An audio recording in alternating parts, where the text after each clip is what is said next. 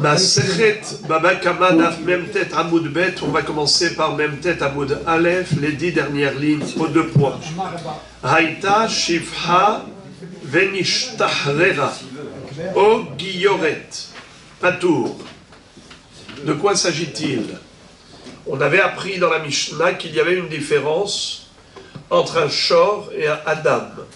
Si jamais il y avait une femme enceinte qui a été heurtée, cognée par un shor, le propriétaire du shor n'a pas besoin de payer le prix des vladot, des avortons.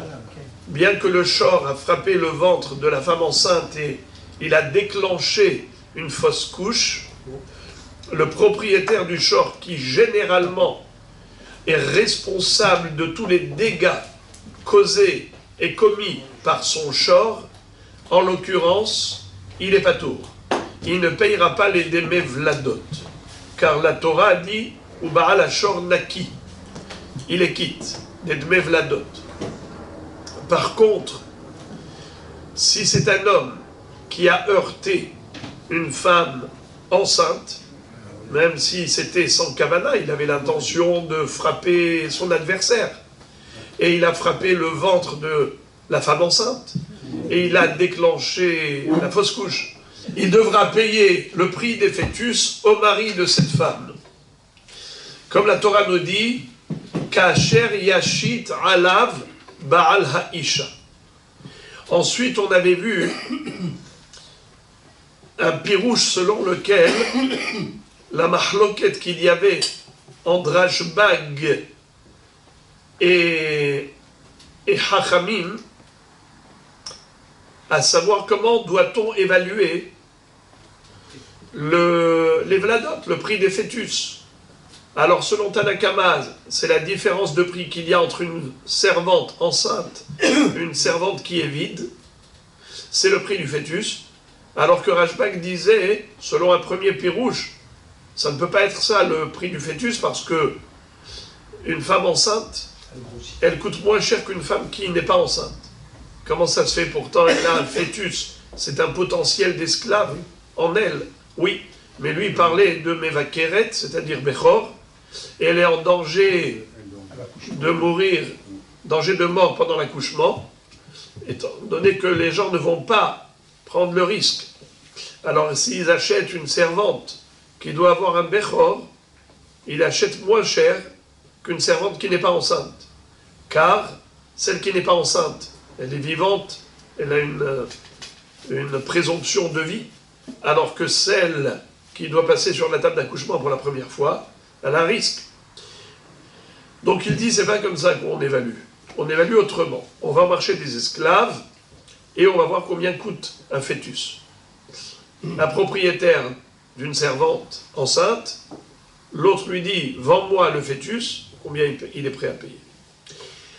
Alors, ça c'était un pirouche. Un autre pirouche, c'est qu'en fait la mahloket entre Rashbag et Hachamim n'était pas du tout relative au Dmei Vladot. La mahloket entre eux, elle était relative au Shevah Vladot. Qu'est-ce que ça veut dire Shevah Vladot? C'est-à-dire que lorsqu'une femme est enceinte, elle grossit, elle prend du poids. Comme on a dit en plaisantant, le bébé il pèse 3 kilos et elle a pris 30 kilos pendant la grossesse. Ça veut dire qu'il y a 3 kilos pour le fœtus et 27 kilos de graisse. Ça veut dire quoi ce surpoids? C'est Shevah Vladot. Pourquoi ça s'appelle Shevah? Étant donné que, si on va au marché des esclaves, une femme qui est corpulente, elle coûte plus cher qu'une femme qui est chétive et menue. C'est-à-dire qu'on payera plus cher pour une servante volumineuse que pour une servante qui est gringalée. Nachon, c'est comme ça. La réalité dans le cours du marché des esclaves. Alors, ce Shevah à qui revient-il? Est-ce qu'il revient au mari ou est-ce qu'il revient moitié-moitié? Moitié à la femme, moitié au mari. C'était comme ça que on avait vu une des explications, c'est que selon Hakamim, tout revient au mari. Pourquoi? Car ce poids, ce volume qu'a obtenu la femme, c'est que pendant la grossesse. Qui dit grossesse, dit présence de fœtus. À qui revient le prix des fœtus? À qui revient le prix des fœtus qui sont morts? Au mari. Ça veut dire que la Torah a donné au mari le droit sur les fœtus. Donc la Torah a donné au mari également le droit du shevach des fœtus. C'est-à-dire le shevach de la femme qui est généré par la présence des fœtus.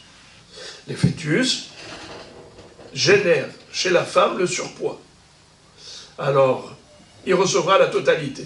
Ce qu'on appelle en hébreu shevach vladot avec les dmei vladot. Puisque la Torah elle-même a dit V'chinatsu anashim v'nakfu isha hara v'yatz'u yeladeha im lo yeh ason anosh ya'anesh ka'asher yashit alav ba'ala isha v'natan biflilim.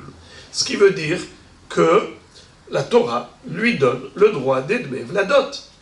Alors, si c'est ainsi, même le shevach vladot lui revient. Rashbag dit non. Dmei vladot c'est une chose, shevach vladot c'est autre chose. Dmei vladot, c'est indéniable. La Torah l'a offert au mari.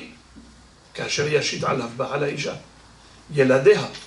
Mais le shevach vladot, il y a deux facteurs qui sont à l'origine de ce volume, de cette augmentation de volume, de corpulence de la femme. Ce qu'on appelle shevach vladot.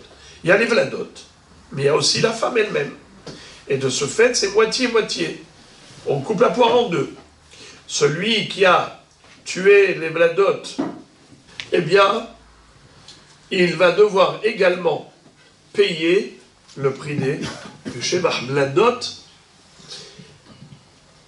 Mais le dmei vladot, selon Rashbag, ça revient au mari, mais shevach vladot, moitié-moitié. Rabotai, maintenant, on va commencer la Gemara. Haïta shivcha benishtahrera o giyoret patour.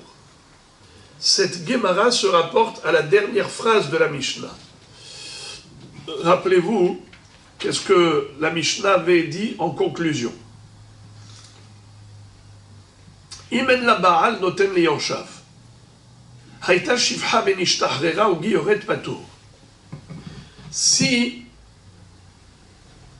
le mari est mort, à qui on donne le dmei vladot? Hein? Aux héritiers.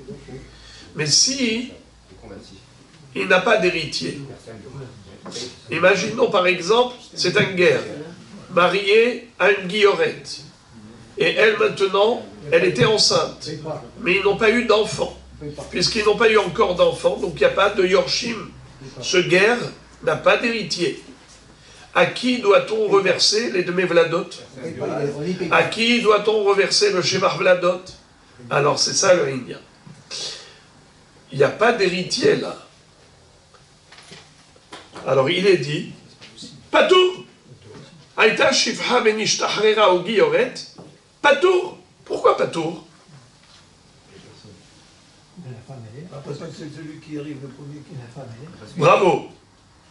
Étant donné que cet argent-là, il faut le donner à qui? Au mari. Mais il n'y a pas de mari. Alors il ne doit rien. Pas tort. S'il avait des héritiers, alors ce qu'il doit donner au mari, il donnera aux héritiers du mari. Mais si le mari n'a pas d'héritier tel un guerre, eh bien, il ne donnera rien du tout. Tu vas dire la femme, elle reçoit, mais la femme, elle, n'est pas héritière du mari.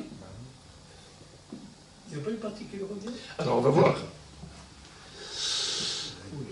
Amaraba. Lo shanu ela shehaval ba bechaye hager ou met hager. Dès kevan de haval ba bechaye hager zacha beu ger. Dès kevan de met hager zacha beu min hager. Aval haval ba leachar mitat hager zachia la ihi begabayu. C'est-à-dire, histoire des dmei vladot. On a dit qu'il n'est pas tour. Pourquoi il n'est pas tour? Étant donné que, à qui ça revient? Au mari. Il n'y a pas de mari et il n'a pas d'héritier, eh bien il n'est pas tour. C'est simple comme bonjour. Rabba vient et nous dit, ah, attention, il faut établir un distinguo. Ça dépend. La Mishnah, elle te parle d'un cas, mais il y a un autre cas. De quel cas parle la Mishnah? La Mishnah parle du cas où le bonhomme avait donné un coup sur le ventre de la femme enceinte. L'épouse du guerre, c'est une fois que... Pardon, le guerre était encore vivant. Il a donné un coup. Il a fait avorter la femme. Il doit payer le prix des fœtus. À qui? Au mari. Maintenant, le mari est mort. Alors, il vient pour payer. Il n'y a pas de mari. Il cherche les héritiers. Il n'y a pas d'héritier. C'est un guerre qui n'a pas eu d'enfant. L'épouse n'est pas héritière. Alors, à qui il paye? À personne, il garde l'argent. Zochem ina hefker. Mais si ça s'est passé autrement, sur le plan chronologique, d'abord le guerre est mort. Ensuite, il a donné un coup à la femme enceinte. Là, désormais, les dmev la dot reviennent à la femme. Ah, d'accord. Aouda. Haïta shifha benishtachrera ou gioret patour.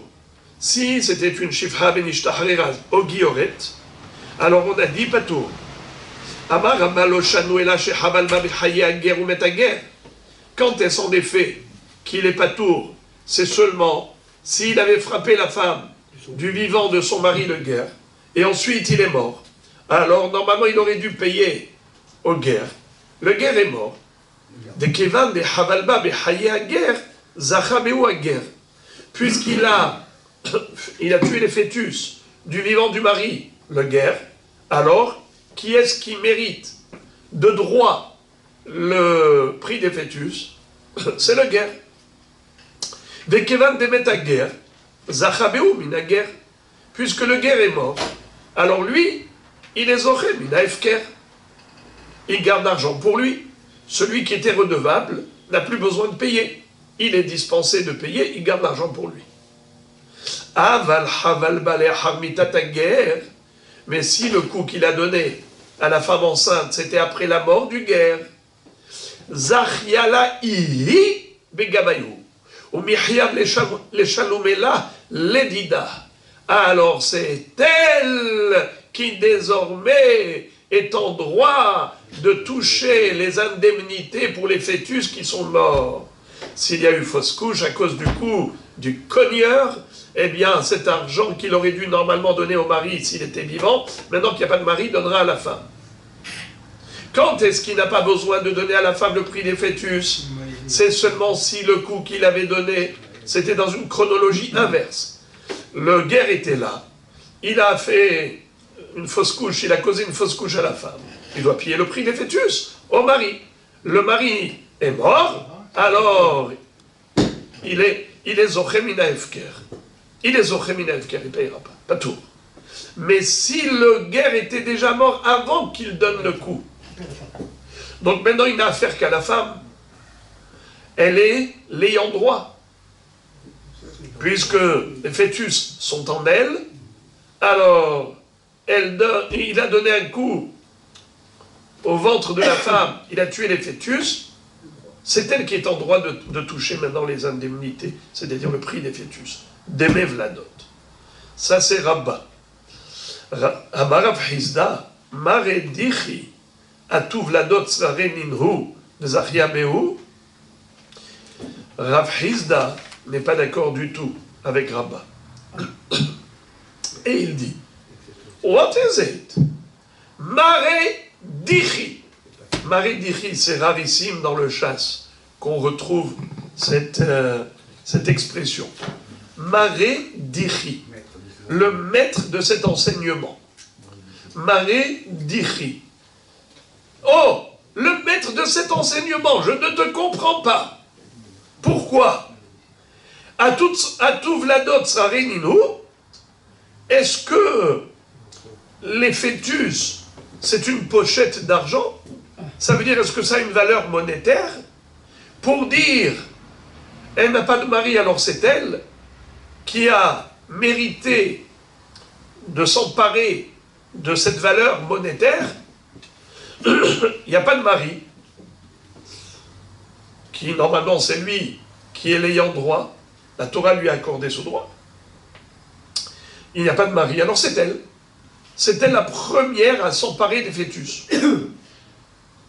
Il est mort, elle a des fœtus dans le ventre. Elle prend un coup, c'est elle qui encaisse les indemnités. La contre-valeur des fœtus qui sont morts. Rav Rizda s'étonne beaucoup, il dit pourquoi? Les fœtus, ça a une valeur monétaire, mais ça n'a pas de valeur monétaire. Seul le mari est habilité à donner au fœtus une valeur monétaire. Kasher yashit alav ba'al ha'isha. Sinon, les fœtus n'ont pas de valeur monétaire.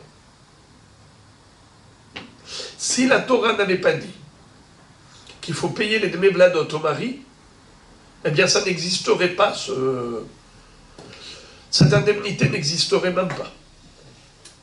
Elle a été innovée par la Torah, mais comme étant un droit du mari uniquement. Alors, si ça a une valeur monétaire que par rapport au mari, s'il n'y a pas de mari, il n'y a pas de valeur monétaire. Il n'y a rien du tout. Est-ce que c'est tsraré? Est-ce que les fœtus, est-ce que les vladot, c'est tsraré? C'est quoi tsraré? En hébreu, c'est tsror kesef, tsrorot. Comment on dit une pochette d'argent? Tsror kesef. Tsror Hamor de Dili. Tsror Hamor. C'est quoi Tsror Hamor? Une pochette de parfum, de myrrhe, d'Odili, mon bien-aimé, mon oncle. Tsror Hamor d'Odili. C'est une pochette de parfum, mon bien-aimé. Dans le Shirachirim, dans la relation entre Akdouchou et Am Israël. Alors, Tsror, est-ce que les fœtus c'est un tsror? Est-ce que les fœtus c'est une pochette d'argent? C'est quoi cette histoire-là? Tu dis, il n'y a pas de mari, alors c'est elle. Quoi, elle? Elle a un droit des fœtus? Mais depuis quand les fœtus ont une valeur monétaire pour dire, eh bien, il faut qu'ils donnent à la femme? Alors, qu'est-ce que dira Frisda? Et là, Itele Baal, Zikale Rahamana, L'Itele Baal, Lo. Il y a un mari, il doit donner au mari le prix des fœtus. Il n'y a pas de mari, il ne doit rien du tout. En d'autres termes, quand la Mishnah a dit Haïta Shifra Benishtachrera ou Gioret Patour, le mot Patour de la Mishnah, c'est Patour dans tous les cas de figure. Peu importe la chronologie, que le mari est mort et ensuite elle a pris le coup, ou bien d'abord elle a pris le coup, ensuite le mari est mort, l'homme échané kloum. Dans tous les cas de figure, le frappeur, le cogneur est patour, car il n'y a pas de mari. Alors les amis, tout ce qu'on vient d'apprendre maintenant, c'est par rapport au dme vladot, stricto sensu. On ne parle pas du sheba vladot. On a parlé ici de dme vladot. Ok. Alors résumé, récapitulons. La Mishnah nous a dit que si jamais le mari est mort et il a des héritiers, alors celui qui a frappé la femme et qui l'a fait avorter, il va devoir payer le prix des fœtus aux héritiers du mari. Mais s'il n'a pas d'héritier, tel qu'un guerre qui n'avait pas d'enfant, alors en effet, il est patour. Qu'est-ce que ça veut dire patour? Rambam établit un distinguo en disant, quand est-ce que la Mishnah dit patour? C'est seulement si la chronologie était celle-là. Que d'abord, il était vivant, le guerre, au moment du coup. Quand il a cogné, le guerre était encore en vie. Il aurait dû lui reverser des indemnités correspondant à la valeur monétaire des fœtus. Il est mort, alors il vient pour payer, il ne trouve pas d'héritier, bien il garde l'argent pour lui. Il n'y a pas de guerre, il n'y a pas d'héritier, Nigmar Asipo, pas tour. Par contre, si c'était l'inverse, d'abord il est mort, ensuite il a frappé la femme, il a fait avorter, dans ce cas-là, il doit reverser l'indemnité, le prix des fœtus à la mère, à la femme. Rav Rizda dit pas du tout. Il n'y a aucune différence. Quand la Mishnah dit patour, c'est patour dans tous les cas de figure. Peu importe quand est-ce qu'il a frappé, du vivant, du mari, ou après la mort du mari, l'homme est chané. Elle ne touchera jamais le prix des fœtus. Car les fœtus n'ont de prix que relatif, n'ont pas un prix absolu. Ça n'a pas une valeur absolue, ça a une valeur relative, relative au mari. Il n'y a pas de mari, il n'y a pas de valeur. Aïe aïe aïe, métive, métive. Hika et ha-isha v'yatsu yeladeha. Noten nezek v'tza'ar la-isha. Udme v'ladot la-baal. En ha-baal noten le-yorshav. En ha-isha noten le-yorshea. Haïta shivcha v'nishtacharera. O giyoret zacha. Alors, une grande kushia contre Rabba qui avait dit que ça dépendait de la chronologie. En effet, selon lui, si jamais il est mort avant, le guerre est mort avant, et ensuite elle a pris le coup sur le ventre, les fœtus sont morts, en effet, le cogneur va devoir payer à la femme le prix des fœtus qu'elle a perdus. Métiv, et pourtant, Hika et Aisha, Veyatsu yeladeha, Noten nezek v'tza'ar laisha, udme vladot la baal. En ha-baal noten liyorshav, en ha-isha noten liyorsheha. Haïta shivcha v'nishtachrera ou giyoret zacha. C'est-à-dire, on avait dit, pour ceux qui s'en souviennent, qu'il y a encore deux dédommagements, deux indemnités qu'il faut reverser à la femme. C'est Nezek Vetsahar. Parce qu'elle n'a pas seulement perdu les fœtus, elle a perdu de la valeur. Pourquoi? Parce que l'affaiblissement causé par la fausse couche, c'est Nezek. Si tu vas au marché des esclaves et tu vois là-bas une servante qui à peine tient sur ses pieds parce qu'elle a pris un coup et elle a avorté, donc déjà c'est un Nezek. Tsa'ar, la souffrance physique. On sait que normalement quelqu'un qui a blessé physiquement son prochain se doit de lui reverser 5 indemnités. Nezek, Tsa'ar, Ripouille, Shevet, Bochet. Alors là, il lui doit tout de même à elle le Nezek et le Tsa'ar. C'est ce que nous dit. Hikaïta Isha biyatsu iladea, nous dit la Braïta, noten Nezek ve Tsa'ar la Isha, udme vladot la Baal. Par contre, le prix des fœtus, ça revient au mari. En ha-baal, noten le yorshav, il n'y a pas de mari. Alors à qui il donne les dme vladot? À ses yorshim, à lui. N'est-ce pas? À ses yorshim, à lui. On ne parle pas d'un guerre. Évidemment. En ha-isha, noten le yorshia. Si la femme aussi est morte, à qui il donne le nezek et le tsa'ar? À ses héritiers à elle. C'est qui ses héritiers à elle? Normalement, c'est son mari. Mais comme la Gemara nous l'avait déjà dit qu'on parlait de divorcer. Et quand il est divorcé, il ne peut pas avoir le beurre et l'argent du beurre. Il peut avoir le dmevladot, même en tant que divorcé. Oui, parce qu'il était avant. Il a fait. Mais pas le nezek et tsahar. Ça lui revient à elle. Si elle est décédée, c'est ses héritiers à elle. Son père, son frère, son fils. Noten yorshea. Haïta shifha venishtahrera o giyoret zacha.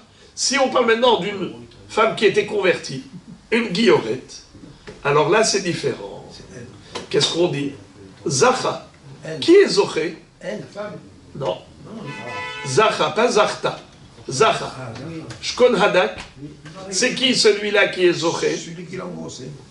Bravo. Le cogneur qui aurait dû payer, alors dans ce cas-là, il est patour. Ça veut dire quoi, patour? C'est que dans tous les cas de figure, il est patour. Zacha. Alors c'est une couchia contre qui?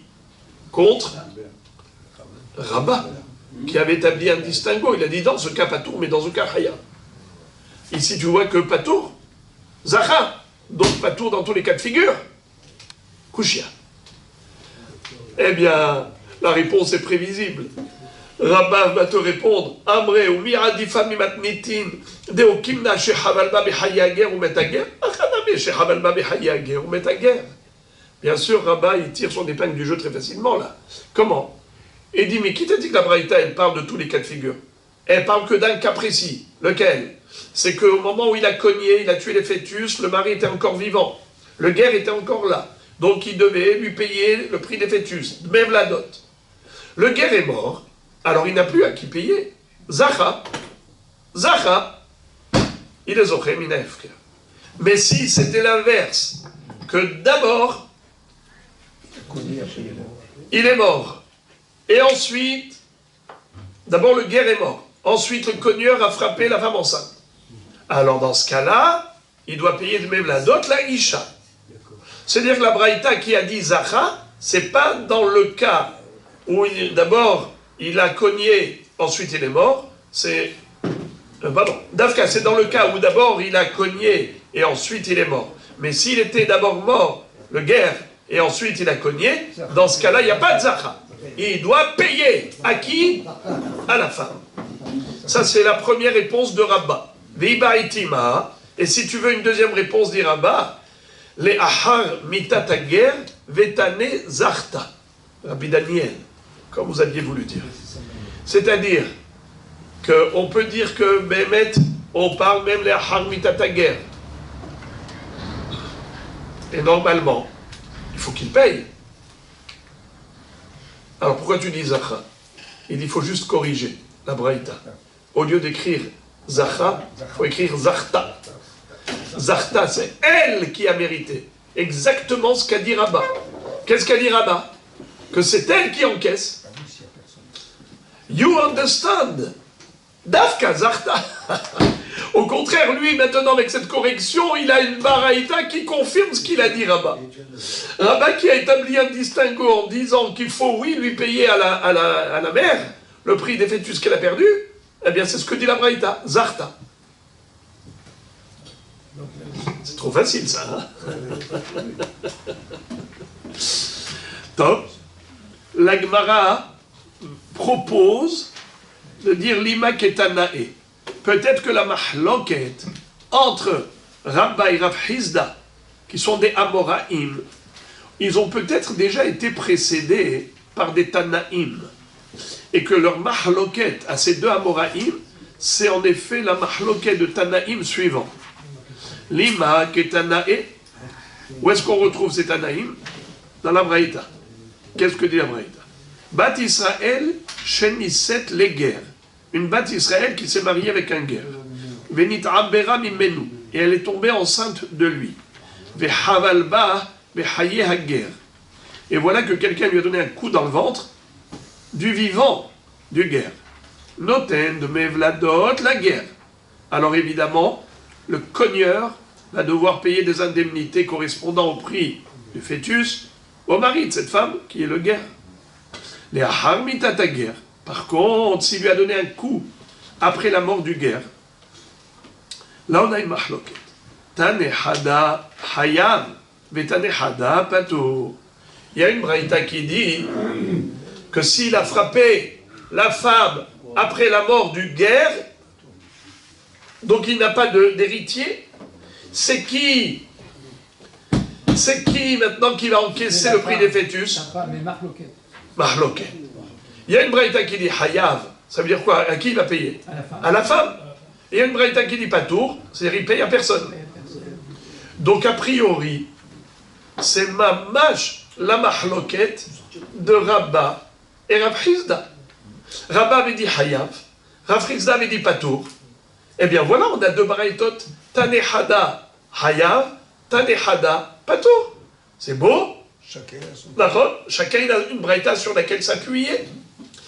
Alors, venez, on va poser la question. On va dire, Rabba, qu'est-ce que t'en penses? Il va dire, moi ce que j'en pense, c'est que c'est une mahloket entre les deux braïtot, et moi je m'appuie sur une braïta, la braïta qui dit Hayav. On va poser la question à Rav Hizda. Rav Hizda, qu'est-ce que t'en penses? C'est une mahloket entre les Tanaïm? Lui il va dire, ma pitom. Rav Hizda va dire, tous les Tanaïm ils pensent comme moi. Que toujours pas tour. Alors comment ça se fait qu'il y a une braïta qui dit Hayav? Alors lisons. La Gemara dit Maïlav Tanaeninu, les Rabba Vadaï Tanaehi. Rabba, il va te dire, bien sûr, c'est le mahloket entre les Tanaïm. Et moi, je m'appuie sur la braïta qui dit Hayab. Et là, les Rav Hizda, minima Tanaïhi. Mais selon Rav Hizda, est-ce que Béhémet, on est obligé de dire que c'est le mahloket Tanaïm? Non. Non, Rav Hizda va dire la Kashia. Harabanan, Haraban Shimon Gamliel. Qu'est-ce que ça veut dire? En fait, lui, il dit comme ça. Vous savez, ici, ces deux baraïtot ne parlent pas de Dmei Vladot. Ils parlaient de Shevach Vladot. Bien qu'il est écrit Dmei Vladot, il ne faut pas s'accrocher au pied de la lettre. Dmei Vladot, ici, ça fait allusion à Shevach Vladot. C'est quoi Shevach Vladot? C'est la graisse, le surpoids, la surcharge pondérale de cette femme pendant la période de grossesse lui donne une corpulence volumineuse qui lui rajoute une plus-value. C'est-à-dire que quand tu vas aller au marché des esclaves et que tu vas avoir deux esclaves, deux servantes, une chétive et une comme ça qui te paraît tellement capable de travailler, eh bien tu dis je prends celle-là. La grande, marronne, elle est impressionnante, imposante. C'est pour cela que elle a une plus-value. C'est de cette plus-value dont il s'agit. Et il ne s'agit pas de la valeur des fœtus, mais il s'agit de la valeur de la femme générée par les fœtus. Car pendant la période de grossesse, elle grossit.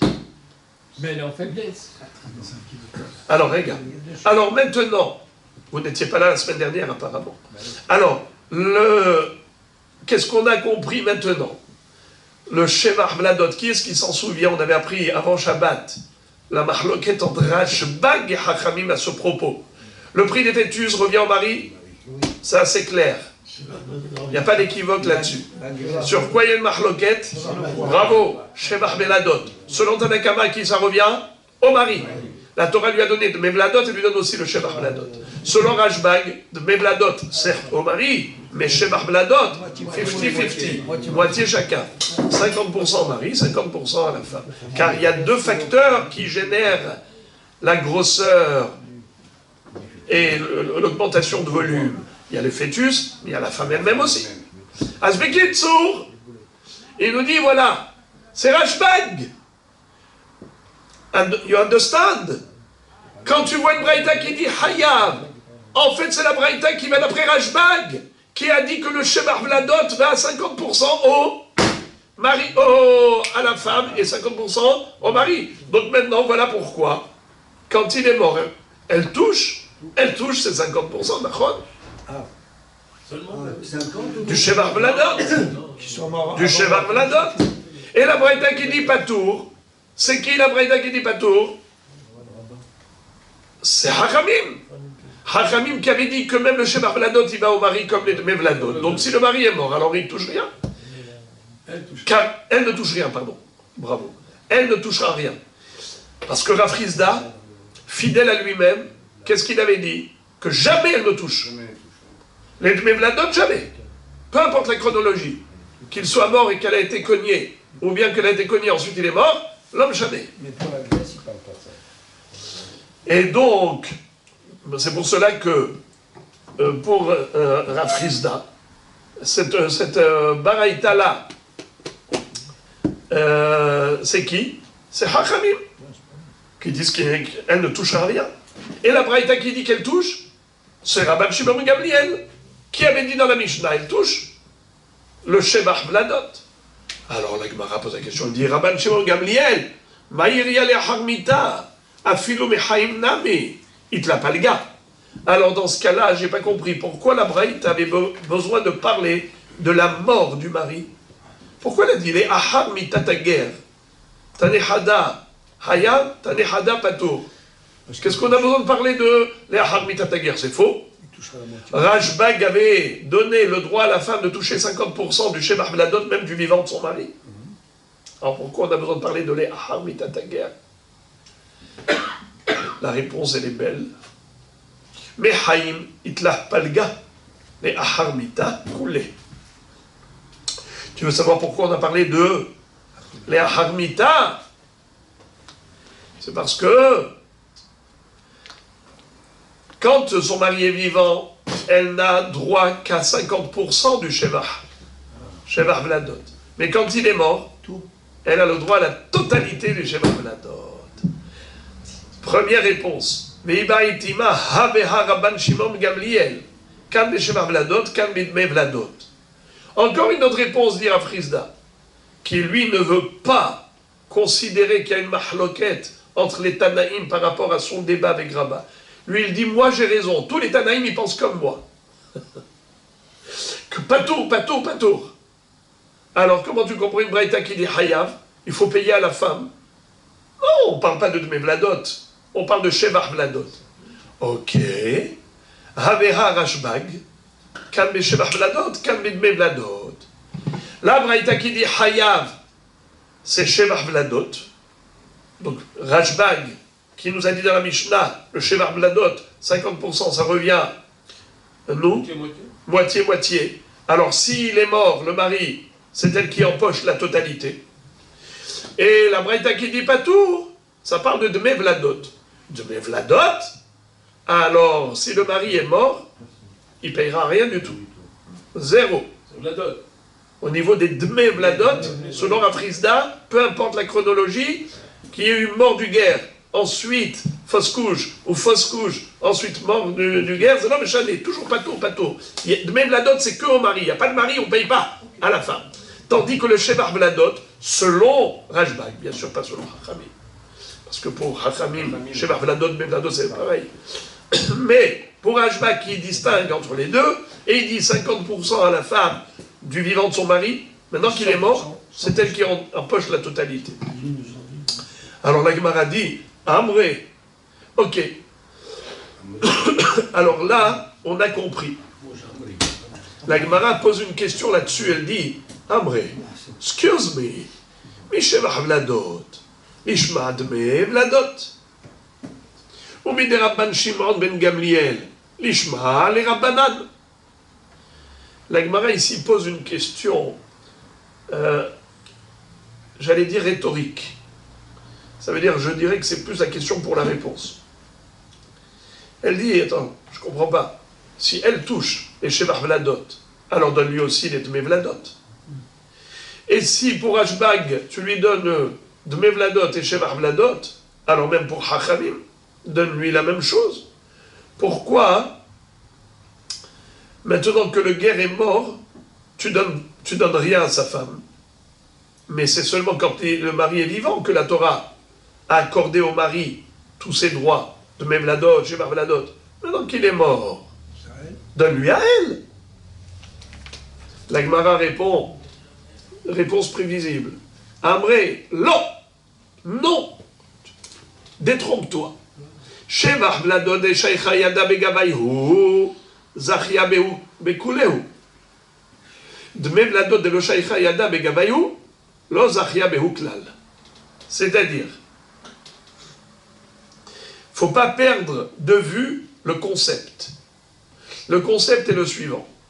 Dmei Vladot la Baal. Comme avait dit Rav Chisda, les Vladot, ce n'est pas un porte-monnaie. Les Vladot, ce n'est pas une valeur monétaire absolue.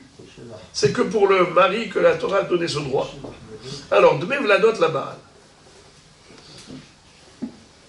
Shevach Vladot, alors, mais par contre, Shevach Vladot, pour Rashbag, moitié. Alors Rashbag te dit comme ça. Puisqu'elle a le droit à 50% du Shevach Vladot, pas des Dmei Vladot, elle a le droit à 50%. Shaykha Yada Begavayo, elle a une mainmise sur le Shevach Vladot. Alors, maintenant que son mari n'est pas là pour toucher les 50%, Zachia Behu Bekulehu, alors elle va empocher la totalité, pas seulement la moitié de Shevach Vladot, mais la totalité du Shevach Vladot. Par contre, Dmei Vladot, de lo Shaykha Yada Begavayo, par contre, les Dmei Vladot eux-mêmes, qui du vivant de son mari, elle n'a aucun droit, alors même après la mort du mari, lo Zachia Behu Klal, elle n'aura aucun droit. Je crois que c'est limpide comme l'eau de roche. Ce que nous dit la Gemara ici, c'est pas shoot. Il n'y a pas de complications. Je pense que les choses sont claires. Et maintenant, la Gemara poursuit une étude qui est relative aux guerres Donc, comme on a parlé précédemment des droits du guerre par rapport au Dme Vladot, au Shemar Vladot, alors on va parler encore du guerre qui est décédé, mais cette fois-ci on ne parle plus des Vladot, on parle d'autre chose. Ba'amine Rav Yeva Sava mais Rav Nachman. Rav Yeva Sava a posé une question à Rav Nachman. Il lui a dit Amahzik bishtarotav shel ger man de mahzik bishtara adate de ara ou de mahzik ou be'ara halo ahzik ou shtara nami lo kana de lav date ashtara ou dilma date nami ashtara.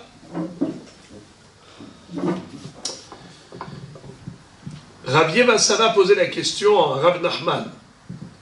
Il lui dit, quel serait le din si jamais il y avait un guerre qui n'avait pas d'héritier, pas marié ou marié sans enfant. Et lui, ce guerre, avait prêté de l'argent. Et quand il a prêté de l'argent, il avait donc un shtar. En tant que créancier, il a un acte de prêt, notarié, avec deux aidim, signataires, et ainsi de suite. Vous le savez que lorsque le créancier prête de l'argent, il jouit tout naturellement,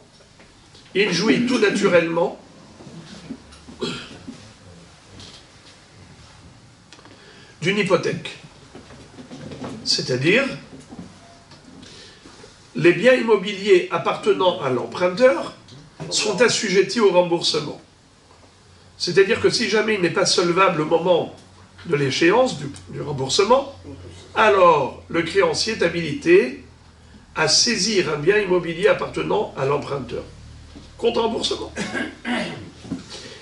Maintenant, la question se pose. Imaginons que le guerre, qui était le créancier, avait prêté de l'argent à un Israël quelconque, et il détenait un acte de prêt, c'est-à-dire le shtar. Et maintenant, il est décédé. D'accord ? Et voilà que quelqu'un est venu et a pris ce shtar. Maintenant, on a dit que toute personne qui arrive et qui trouve ce patrimoine appartenant aux guerres, premier arrivé, premier servi. C'est-à-dire que la Kodem Zacha, il a trouvé un patrimoine efker, il est tout à fait en droit de s'en emparer. Voilà qu'il a pris les shtarot. Maintenant, ce shtar-là, en fait, c'est quoi? Ce shtar, c'est un droit de saisie. Un droit de saisie du carcan. Et maintenant, il a pris aussi le papier. Alors la question va vous faire sourire. Car le papier, à l'époque, c'était écrit sur un parchemin. Le parchemin, il pouvait même servir parfois il pouvait servir de bouchon pour une bouteille d'huile, pour une bouteille de vin. Ça veut dire qu'il y a la valeur du parchemin, c'est-à-dire d'abord le contenu et le contenant. Le contenu, c'est l'écriture. Le contenant, c'est le parchemin. Alors la Gemara dit comme ça. Il lui a posé la question. Hamahzik bishtarotav shel ger. Celui qui tient maintenant, qui a saisi, qui a pris, après la mort du guerre, les shtarot. Ça faisait partie du patrimoine qu'il a trouvé. Man de mahzik bishtara. Celui qui tient le shtar, adate de ara ou de mahzik, ou be ara halo ahzik. Est-ce qu'on va dire que sa kavana, elle est pour le contenu? Pas pour le contenant. Un homme ne pense pas au papier, il pense à ce qu'il représente. Et par conséquent, sa kavana, c'est d'aller saisir le karka, mais le karka, il ne l'a pas saisi.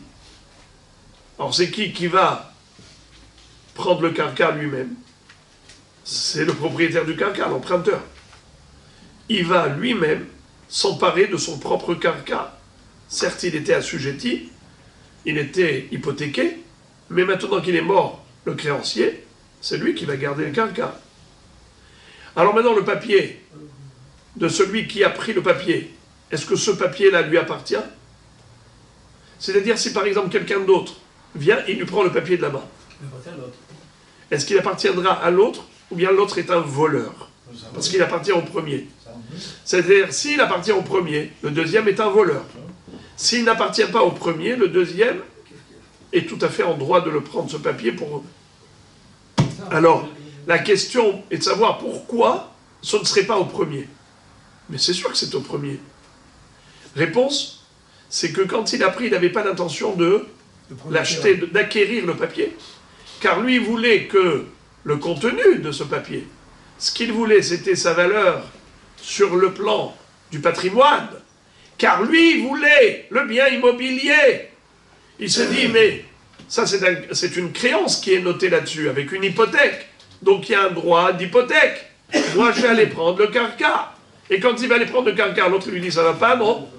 Avant toi, moi je suis là le premier. Oui, mais il n'avait pas le shtar, le premier. Non, mais l'emprunteur. Oui, mais il ne peut pas le prendre sans le shtar. J'ai pas compris. C'est son carca à lui. Oui. Alors il dit à ce monsieur qui a pris tout le patrimoine du guerre, il lui dit, qu'est-ce que tu veux? Il lui a dit, je suis venu avec ce papier, donne-moi ton carca. Parce que moi, je suis le détenteur de tout le patrimoine du guerre. Donc moi, je suis le représentant du guerre. Tu devais de l'argent au guerre, donne-moi l'argent. T'as pas d'argent, donne-moi le carca. Et l'autre, il lui dit, ah oui, le guerre est mort. Eh bien, moi, je suis le premier. Avant toi, c'est moi. Sans le shtar. J'ai pas besoin du shtar. C'est mon shtar. C'est mon carca. Mon carca était hypothéqué. Puisqu'il était hypothéqué à un homme qui n'a pas d'héritier. Lui-même, il est mort. Il n'a pas d'héritier. Eh bien, je ne dois rien à personne. Bye bye. Va dormir. Va te reposer, mon cher ami. Tu es fatigué aujourd'hui. Alors, maintenant, lui, maintenant, il dit, bon, au moins, il me reste le papier. Il y a quelqu'un, juste avant qu'il aille pour aller demander le carca, il y a quelqu'un, juste avant, qui est venu, qui lui a arraché le papier de la main. Et il dit, le papier est à moi. Alors, la Gemara dit que peut-être que le papier est au deuxième, bien qu'il lui a arraché. C'est pas un voleur. Pourquoi c'est pas un voleur? Car ce papier, il appartenait au guerre. Et lui, c'est vrai qu'il a pris, il a saisi tous les biens du guerre, mais peut-être que ce papier, il ne l'a pas saisi. Pourquoi? Car quand il a pris le papier, c'était avec la kavana d'aller spolier, d'aller saisir le bien immobilier. C'était par rapport à l'écriture, c'était pas par rapport au papier. Donc le papier, lui, n'est pas à lui. Car lui, ce qu'il voulait acquérir, c'est pas le papier, ce qu'il voulait acquérir, c'est le droit que lui donne le papier. C'est quoi le droit que lui donne le papier? C'est l'écriture. C'est quoi l'écriture? C'est l'hypothèque. Alors maintenant, l'hypothèque, il ne l'aura pas. Et c'est ce qu'on appelle en hébreu, ça s'appelle Kereach Mikan ou Mikan. Il est chauve des deux côtés. Il n'a ni l'un ni l'autre. Il n'a ni le bien immobilier, parce que l'autre lui dit, moi je suis le premier avant toi. Je suis l'emprunteur, je suis le premier à en bénéficier. Et l'autre qui lui avait arraché le papier lui dit, mais toi quand tu as pris le papier, c'était pas pour le papier. Tu l'avais pris pour que ce qu'il signifie représente, à savoir l'hypothèque qui est écrite dedans.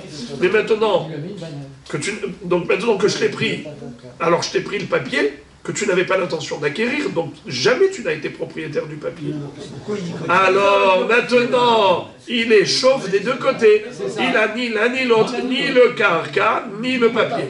Alors quand il a posé cette question, regardez-moi ça.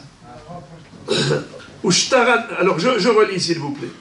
Baramine Rabieva Sadam et Rav Nachman, Amahzik Bishtarotav Shel Ger, Maout, Man de Mahzik Bishtara Date de Ara ou de Mahzik. Est-ce que celui qui tient un papier, c'est que par rapport au contenu, que par rapport à l'écriture, c'est-à-dire à Data de Ara ou de Mahzik? Il tient le papier que pour le bien immobilier qu'il représente, qui lui donne droit, ou bien Ara lo Ahzik, mais finalement, il n'a pas fait Hazaka dans ce carca, puisque ce carca, l'autre ne veut pas lui donner accès. Ou Shtarana Milokada, de l'Abdate Ashtara, mais même le papier lui-même, il n'en est pas propriétaire, car il n'avait jamais l'intention d'acquérir le papier pour le papier. Ou bien peut-être que c'est faux. Peut-être que lui, il veut tout. Il veut le contenu et le contenant. Ben oui. C'est normal.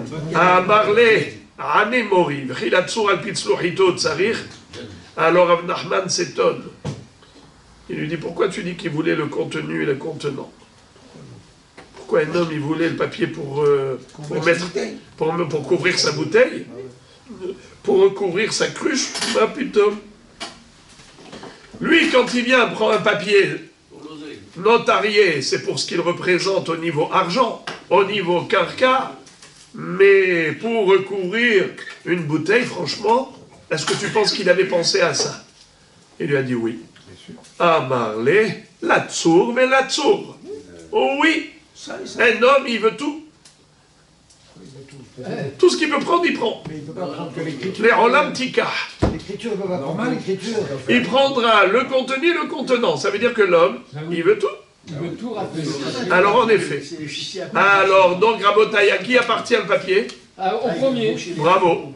Au premier. Et donc le deuxième, c'est un voleur s'il lui prend. Voilà. Comme on ne peut pas prendre d'écriture sans le support de l'écriture, donc tu es obligé de prendre le support de l'écriture. Pour l'écriture, mais ta kavana, c'est que pour l'écriture, c'est pas pour le support. Donc tu n'es pas propriétaire du support. Dans le cas présent, c'est pas la kavana qui l'emporte, c'est le papier par lui-même. Voilà. Celui qui prend le papier. Non, cher ami, regardez-moi par exemple maintenant, je fais ça comme ça. J'ai pas la kavana de l'acquérir, même si j'ai fait ça, je suis pas propriétaire parce que je voulais pas l'acquérir. C'est pas parce que je l'ai pris dans ma main que j'en suis propriétaire automatiquement. D'avoir encaissé de cette façon-là, on prend dans la main et on ne pas même pas, tu pas propriétaire. Pas tu veux. Aouda. Aouda. Vous savez ce que vous voulez dire? Si je prends... Oui, je l'aime. Ouais. Je rentre dans un magasin, d'accord? Je rentre dans un magasin. Je passe sur les rayons. Je regarde le prix. Je regarde les ingrédients. Alors, ça veut dire que c'est à moi parce que je l'ai pris dans ma main? Non. C'est pas ça que je veux dire. Je vous pose une question. Pourquoi ce n'est pas à moi? Répondez d'abord à ma question. Sur les rayons du magasin, pourquoi ce n'est pas à moi? On n'est pas dans un cas précis. Je vais acquérir de cette façon-là. Tu ne peux pas l'acquérir. Ça veut dire que tout est une question de date. Comment ça sert à quoi de savoir? Ça veut dire que quand je soulève pour regarder les ingrédients ou regarder le prix, ça veut dire que je n'ai pas soulevé pour acquérir, j'ai soulevé que pour regarder les ingrédients. La même chose, ça veut dire que tout est une question de date. Mais si je l'avais soulevé, Rabbi Moshe, si j'avais soulevé l'objet dans la kavana de l'acquérir, et je l'ai mis dans mon chariot, ça y est, c'est à moi. Ok. Alors, étant donné que tout est une question de date, il faut un acte et une pensée. Pour acquérir, répétons Rabbi Moshe, pour acquérir, il faut une action et une intention. L'intention sans l'action, c'est zéro. Alors, est-ce que je peux répondre? L'action sans intention, c'est zéro. Amar Rabba, Mashkono shel Israël biyad ger ou metager. La Gemara poursuit un enseignement supplémentaire par rapport au même cas de figure, la même configuration. Un guerre qui est mort. Et qu'est-ce qu'il avait le guerre? Mashkono shel Israël biyad ger ou metager. Le guerre avait prêté de l'argent à quelqu'un, et ce quelqu'un ne lui a pas remis simplement un shtar, il lui a remis carrément un gage. D'accord? Le guerre détenait un gage, un mashkon. Ou metager, et maintenant le guerre est mort. Ou ba Israël acher, verzigbo. Voilà qu'arrive un autre Israël et il a pris le gage. Le Beddin lui retire le gage. Et à qui on va le remettre? Qui est-ce qui peut me dire? Bravo, bravo, l'emprunteur. L'emprunteur récupère son gage. Maïtama, Kevan de Maïtleger, Pakarle Sherboudé. Puisque le guerre est mort, alors le Sherboud, l'hypothèque, c'est-à-dire ce gage-là, il était hypothéqué. Maintenant qu'il est mort, il n'y a plus d'hypothèque, donc il n'y a plus d'assujettissement. C'est pour cela que personne ne peut prendre ce mashkon. il restera la propriété de son propriétaire initial. Donc le Beddin vont retirer du saisisseur, de celui qui est venu prendre ce mashkon, qui s'est emparé de tous les biens du guerre, qui est mort sans héritier, mais ils vont lui dire ce mashkon, ça appartient à quelqu'un d'autre. Rends-le à son propriétaire. C'est clair? C'est limpide comme l'eau de roche, cette halakha. Maintenant, l'inverse. Quel est le din si c'est l'inverse? Mashkono shel ger biad Israël ou metager. C'est-à-dire, qui a prêté de l'argent à qui? Réhouven, c'est un Israël classique, qui a prêté de l'argent au guerre. Et ensuite, le guerre est mort sans héritier. Et l'inverse. Uba Israël aher ve ehzik bo. Zekana keneged ma'ota ve zekana et ash'ar. C'est-à-dire, incroyable. Vous savez ce qui s'est passé? Le gars a prêté un juif. Imaginons par exemple, répétons le cas de figure. Qui a prêté de l'argent à qui? Le juif. Bravo! Le Israël a prêté de l'argent aux guerres. Combien il lui a prêté? 20 000 shekels. Et combien coûtait le mashkon qui lui a remis? 30 000 shekels. Ah, alors maintenant, regardez ce qui se passe. Il y a Réhouven, Shimon et Lévi. Réhouven, Shimon et Lévi. Comment il s'appelle le guerre? Réhouven. Il a emprunté de l'argent à Shimon, le Israël. Et il a donné à Shimon un mashkon. Maintenant, regardez, le mashkon, il coûte 30 000 shekels. Le guerre, Réhouven, est décédé. Lévi était au courant du décès du guerre. Avant Shimon. Avant Shimon. Shimon n'est pas au courant Il est pas encore. au courant. Il y a Mister Lévi qui vient et il attrape le mashkon Et il le suit. et il dit le guerre est mort. Le guerre est mort. Vive le guerre. C'est à moi. Un prend le supplément. Dans la différence. Alors écoutez, bravo. La Gemara dit quelque chose de très beau. Zekana keneged ma'otav ve zekana et ash'ar. Le prêteur, le créancier, qui avait le mashkon entre ses mains, évidemment, maintenant que le guerre est mort, qui n'est plus solvable, donc évidemment qu'il va garder la partie du mashkon qui correspond à la valeur du prêt, Et l'autre partie, retourne. mais l'autre partie au saisisseur. Celui qui est venu maintenant, qui a pris, Mr. Levy, qui est venu chez Shimon, il est rentré chez lui en plus, sans permission, et il a pris l'objet. Alors nous on le traiterait de voleur. Figurez-vous qu'il n'est pas voleur. Il est considéré comme étant quelqu'un qui a agi habilement. Oui. C'est pas joli de rentrer dans le réseau de quelqu'un d'autre. Hein. Nous on l'aurait appelé voleur. Mais figurez-vous, regardez-moi ça. Il est venu, il a pris l'objet, il dit, dans cet objet il y a 30 000 shekels de valeur. 20 000, ça te revient de droit, c'est tout à fait normal, tu lui as prêté 20 000. Mais les 10 000 supplémentaires, le shah, c'est moi. Donc il Et est c'est le honnête. din. L'Agmara est très étonnée. Et elle dit, Ve'amai, tiknele hatzero.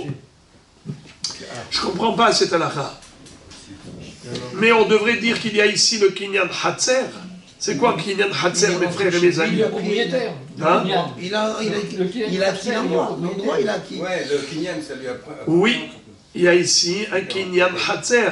Nous avons dans les moyens d'acquisition des objets, il y a plusieurs façons d'acquérir un objet. Par exemple, en le soulevant. Comment ça s'appelle en hébreu? Hagbaha.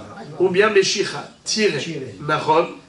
Ou bien, par exemple, Kinyan Soudar, Halipin. Moi, je te donne un objet, tu me donnes en échange du troc. D'accord? Kinyan Kesef, ça marche pour des objets? Non. Si je te donne de l'argent, tu peux me donner. Est-ce que j'ai acquis automatiquement l'objet en contrepartie? Oui. Pas cette On réponse. n'avait pas acheté, on n'avait pas dit qu'il pouvait acheter la Non, ça voiture à dépend de Nice, quoi il il est en s'agit. France. C'est pas la même chose. Il lui donne Un l'argent. bien immobilier, oui, Ah. on peut l'acquérir, mais du mobilier, j'ai demandé. Le mobilier, on ne peut pas l'acquérir avec de l'argent. Non, il faut acquérir. Selon Rish Lakish, on ne peut pas l'acquérir du tout, ni Minatora, ni Miderabanan. Selon Rabbi Yochanan, on peut l'acquérir Minatora, Dvar Torah Maot Konot. Seulement Hachamim ont annulé ce kinyan. Ils ont exigé Meshicha ou Agba. Pourquoi? Gzera Shema Yomarlo, Nisrefu hitecha ba'aliyah. S'il y a un incendie chez le vendeur et que l'objet a déjà été vendu, alors il va dire je m'en fiche qu'il brûle. Il ne va pas aller sauver l'objet des flammes. Pourquoi? Lui, il a déjà encaissé son argent. Il dit je m'en fiche qu'il n'a qu'à se brûler. Mais si on lui dit monsieur, non, non, non, non, même si tu as touché l'argent, tu vas rendre l'argent, parce que l'autre n'a pas acquis, eh bien il va s'empresser d'aller éteindre les flammes et de sauver l'objet. D'accord? Alors, Bikitsour, on ne peut pas acheter un objet mobilier avec de l'argent. Alors on a dit Agba, Meshicha, Kinyan Halipin, quoi encore? Kinyan Hatzer. C'est quoi Kinyan Hatzer? Marcher sur le terrain. L'objet posé dans le domaine de l'acheteur.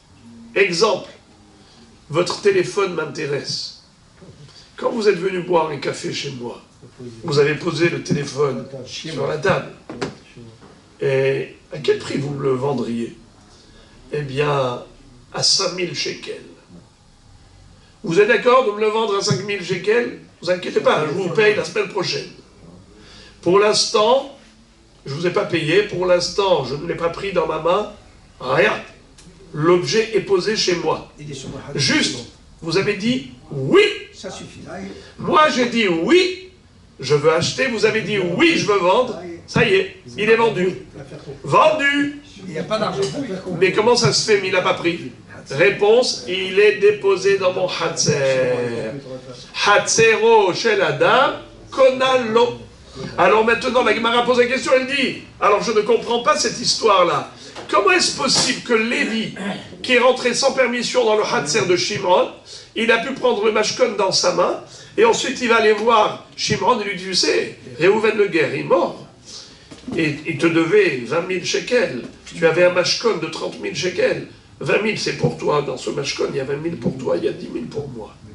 Et il est en droit, on a dit. Mais comment il peut être en droit? Mais pourtant le mashkon était déposé dans le reshoot de Shimon. de Shimon, Il a fait Agba. du créancier. Peut-être que Lévi, il a fait Agba. Il a fait Agba. Mais il arrive trop tard. Pourquoi? Car en attendant, Shimon l'a déjà acquis, puisqu'il était déposé dans son Hatzer. Et d'autant plus que la Gemara, elle pousse le bouchon encore plus loin. Et elle dit Hatzero, chez l'Adam, Konalo, chez l'Omidato.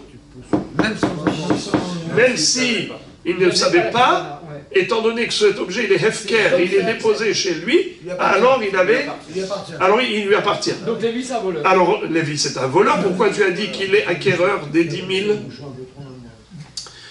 Ve'amai, tuknele hatzero, de'amar Rabbi Yosef Rabbi Chanina hatzero shel adam konalo shel omidato.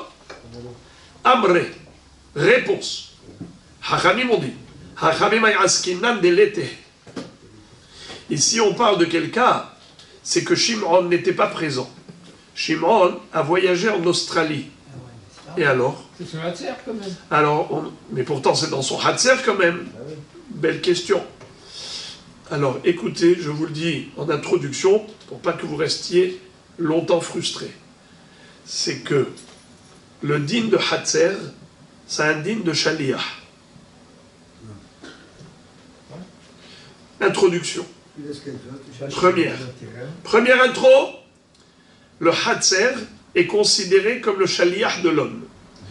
Réhouven envoie Shimon acheter un objet. Dès que Shimon a acheté l'objet, Réhouven est devenu propriétaire de l'objet. Aouda. Shlucho shel Adam kemoto. Le Shaliach de l'homme est considéré comme lui-même. Il est délégué. Le Hatzero chez la dame Konalo. On a dit que le Hatzer, il est conné. Mais par rapport à quoi? Comment est-ce que le Hatzer peut être conné? Eh bien, il a un statut de Shaliach. C'est comme si la personne, elle a envoyé le Hatzer pour acquérir l'objet qui s'y trouve. Donc, le statut du Hatzer a un statut de Shaliach. Alors maintenant, ça c'est la première introduction. Deuxième introduction, c'est que même le Shaliach, il ne peut agir que dans la mesure où ce qu'il fait, son envoyeur pouvait le faire. C'est-à-dire que le mandant et le mandataire, c'est-à-dire le Meshaleach et le Shaliach, tous les deux sont habilités à faire la même chose. Alors là, on dit Shloho shel adam kemoto. Le shaliach, c'est comme la personne elle-même. Mais si la personne elle-même ne pouvait pas faire cette action, elle ne peut pas envoyer un shaliach à sa place. C'est-à-dire que le shaliach ne peut faire que ce que le meshaliach peut faire. Ça veut dire quoi? Alors là, maintenant, s'il est en Australie, et que le mashkon se trouvait dans son hatzer, Il ne peut pas le faire. est-ce qu'il pouvait maintenant prendre l'objet? Non, non, Il ne pouvait pas prendre l'objet dans sa main. Mais il a pas besoin d'envoyer le shaliach alors. Attendez. Non, il a dit Étant donné que le hatzer n'agit qu'à titre de shaliach, alors au moment où, comment il s'appelle, Lévi. D'abord Réhouven est mort. Au moment où Réhouven est mort, l'objet était posé où? Dans le hatzer de Shimon. Shimon y était Qui est rentré dans le hatzer de Shimon pour le prendre? Lévi. Lévi.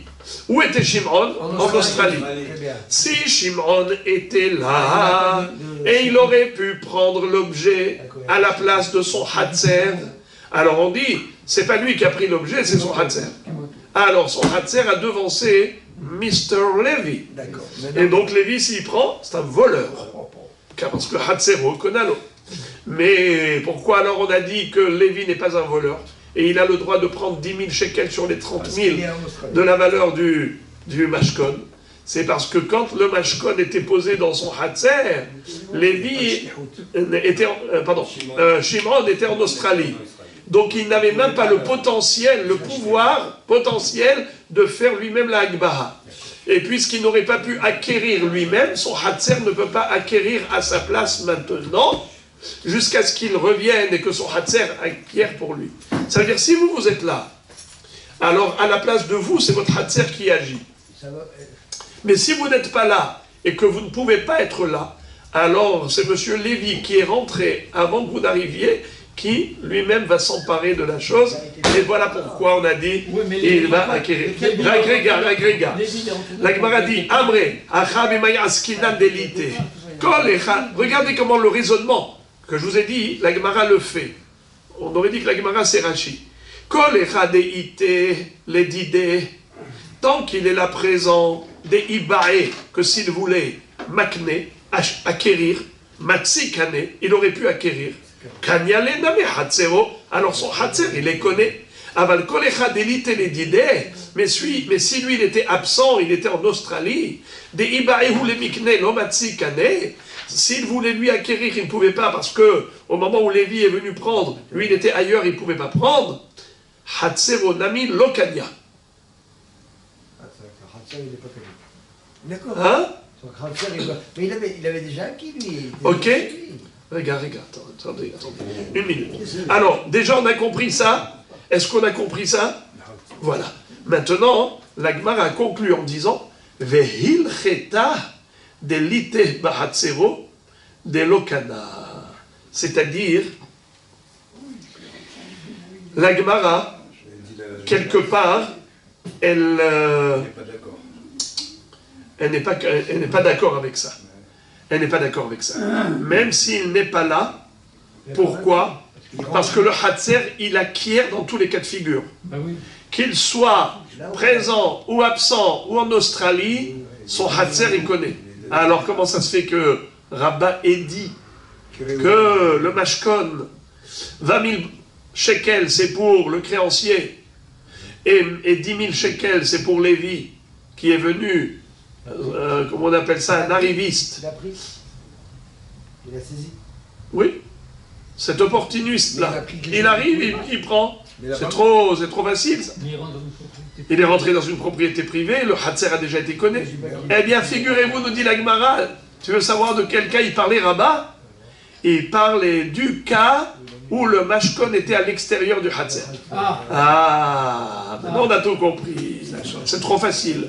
C'est-à-dire le mashkon n'était pas dans le domaine du créancier. Il était posé ailleurs dans un compte séquestre, ou bien ailleurs chez le voisin.